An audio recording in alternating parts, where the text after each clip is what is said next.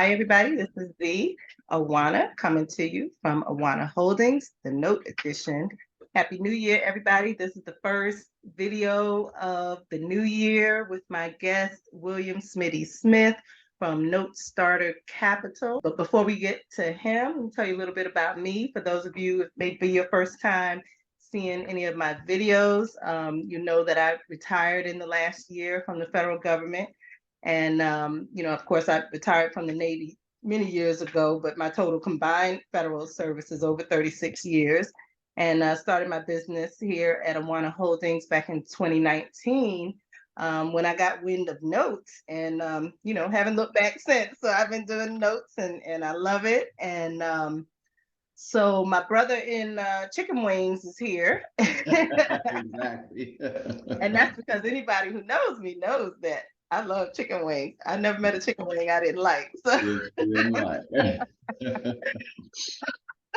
so anyway, so I'm going to continue to try to bring you guys some more resources in the note space and people that, maybe offering mentorship programs or, other resources for you. Maybe they're selling notes or buying notes and, all that good stuff. So I love to do it. So Smitty, if you can tell us a little bit about yourself and how you got into notes and what you're doing in the space. Okay, so Doing this. William Smith, everybody calls me Smitty. I'm actually based out of Kansas City, Missouri, in the Midwest, home of the Chiefs. All right. The Chiefs. Actually started in the note space in 2019, and I got started at a local Maury meetup that we have here in Kansas City, Missouri.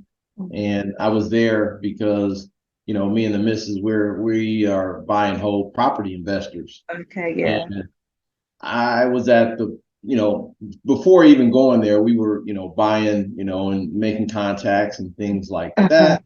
But in traditional real estate, not in just the traditional real estate. So the lady that was there, I don't know if you know who Don Rickabaugh is. I've heard the name, yes. Yeah, she's what they call the note queen. Yeah. And she was there.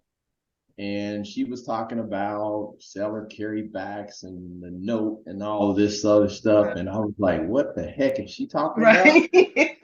But the one thing she said, she was like, you can be the bank. You can collect checks. You can collect checks. You don't have to be a rent. You don't have to have renters. You have to have toilets. And I was like, that's me. That sounds like a utopia, right?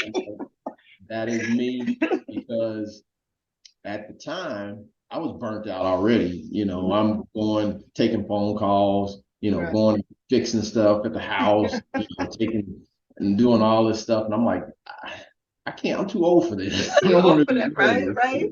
So when you were doing your traditional real estate, was that your primary employment, if you will? So, when I got started, I had a W-2 job. I was working for the federal government. I had a W-2. I had a W-2 job. Yeah, I had a W-2 job.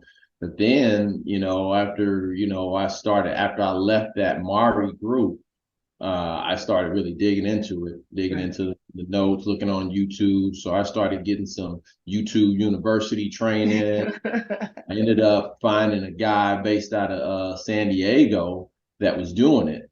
Right. So hooked up with him and started a mentoring course with him. And then it was just a couple of months later, I ended up buying my first note. All right. And I mean, really, it was kind of like one of those things where I'm like, oh, I got a note. It was on from there, right? Yeah, I'm signing on the dotted line. I know nothing, but I'm just gonna buy a note. Walking by faith. Yeah, exactly. So I actually still have that note today, But yeah, so that's kind of how I got started, and here we are in 2023. Oh my gosh, 2023. I know, right? And your story sounds similar, a little similar to mine. Again, I was doing the traditional renting out my primary residence, and since I was in the military, I was moved a few times, bought a few homes and rent them out, and went to a real estate expo the same way. And it's like, notes, wait, what? Did anybody hear what this lady just said? So same thing, same thing. So yeah. So as you've been in the note space, what kind of things are you speaking at, like the RIAs, or giving Yeah, courses now, or teaching, or right. So I was just being kind of a note buyer, but COVID kind of has changed my strategy. Mm, So as you know, with COVID, the inventory was limited, prices was yeah, high, and all that other stuff. And so I wasn't buying. So I was like, I have to start doing something different. So what right. I decided to do was kind of work out of my own backyard, Mhm. start trying to find properties, trying to find note sellers around here to where Right. I can start originating notes, Mhm. finding borrowers locally and putting them in the houses. So Okay. with that, I started networking and finding people, and now I'm actually a board member of our local Mari group.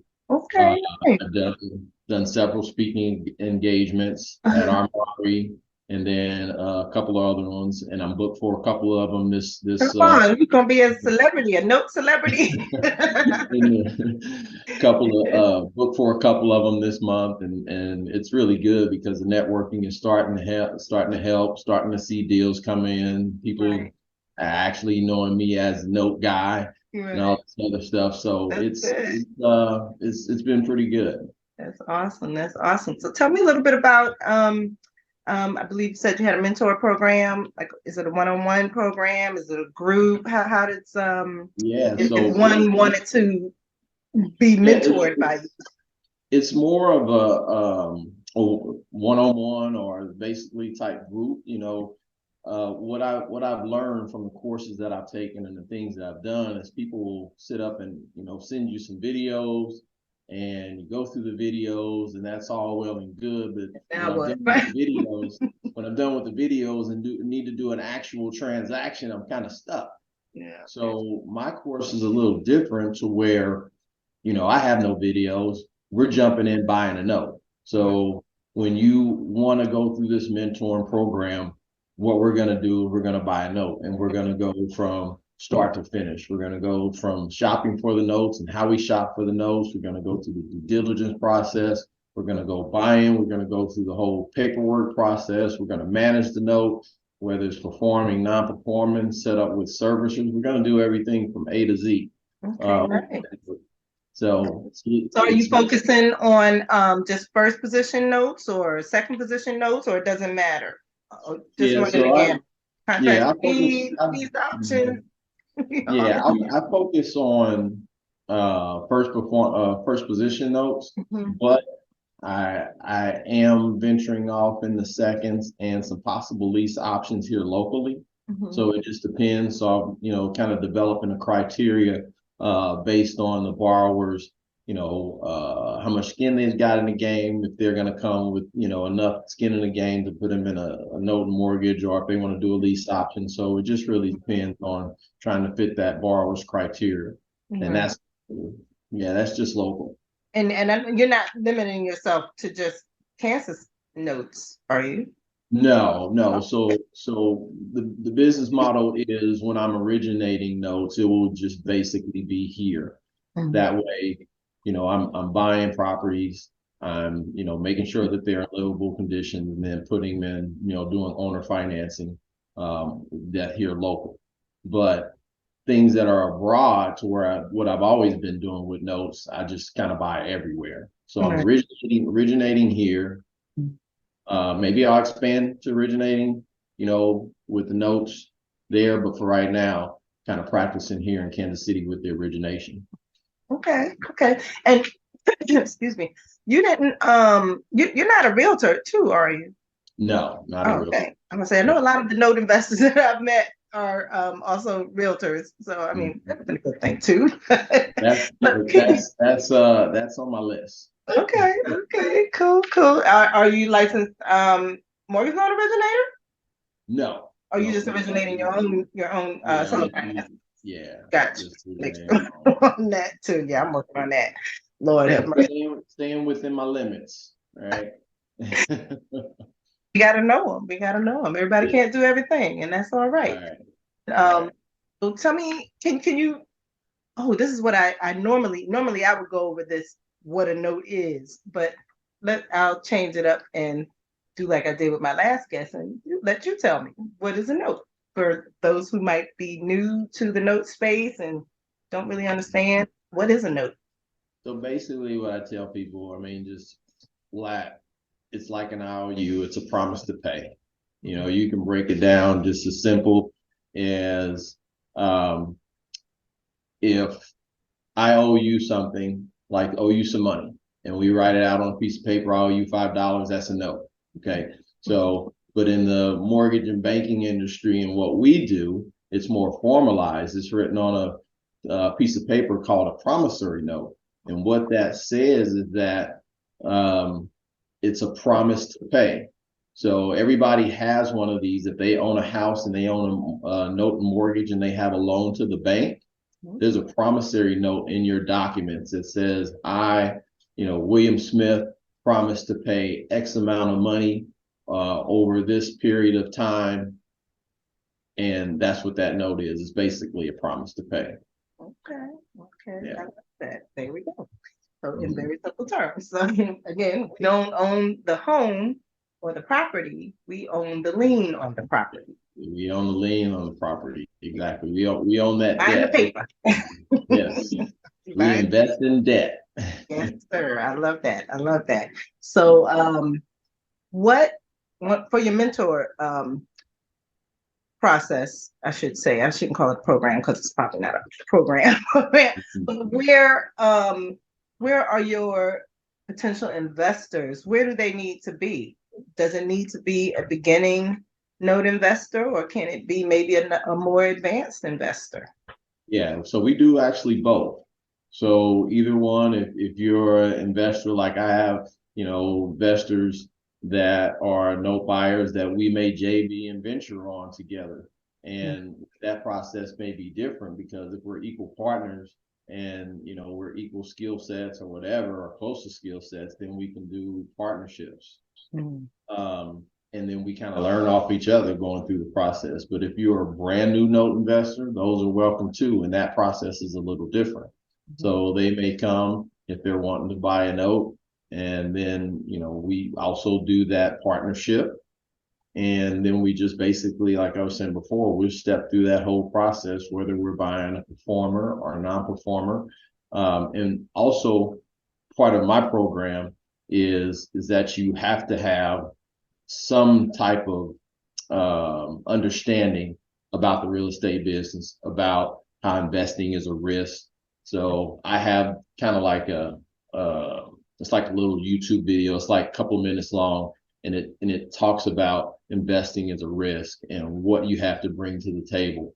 And one of those things that you have to bring to the table is just a little bit of knowledge. So anybody that comes to me, I give them an outline of things to do. Even before we do anything, sign any paperwork or anything, I give them podcasts. I give them books to go and buy, to look at. And if they can do that, then I know you're ready. Come back. Yeah, because if you can't go and do that little research or, listen to those podcasts, then it might not be a good partnership for us. Right. Now, on the flip side, I also have investors that say, hey, I don't really want to do anything. I want you to, take my investment and I want to make some money. So there's options for that too. So you don't have to be in the note investing business. You may have some cash that's, sitting around 401k or, just money laying around that's not making any in the bank. And we can do some nice returns on that money and have that money backed by that real estate. So it's two options. Very nice, very nice. Okay, so can you tell me just maybe one example of one of your notes? Have you had any like trouble notes or what we call hairy notes in the industry, where you had to just go through, who knows what to either exit the note or, either get it back performing or... Yeah, I had a note that actually I did a partnership on one and we had bought a note, and I won't say the state, but we had the note, and everything was cool when we first bought it. They were paying a couple months, and then all of a sudden things just stopped. Um, and what we had to do was try to get them back to paying. We couldn't get them back to paying. So long story short, we ended up having to do a forfeiture of the contract. It was a contract for deed. So we basically had to get the lawyer and go through all of that. And the fortunate thing with this, because this is the only one I really had out of all my notes, I've never had to actually do a full foreclosure, which is good. We just did basically a cash for keys. Okay. And the good thing was is that, we bought in very good. So we ended up paying like $54K for the note, and the house had an ARV like of 135,000 or whatever. So we were like, okay, this is great. We have to take the house back, and maybe we can sell it, maybe 70% of the ARV, and we can still make it pretty good. So the hairy part came in is when when we actually got the house back after we canceled the contract. The house was in bad shape. It was in terrible shape. I mean, they had relate. they had tore off the back deck, so it was like a second level, and there was a door up there, and the deck was gone. They tore off the garage door. Inside of the house, it was just in shambles. I mean, so the ARV was not accurate there. The ARV did not look good. Oh man.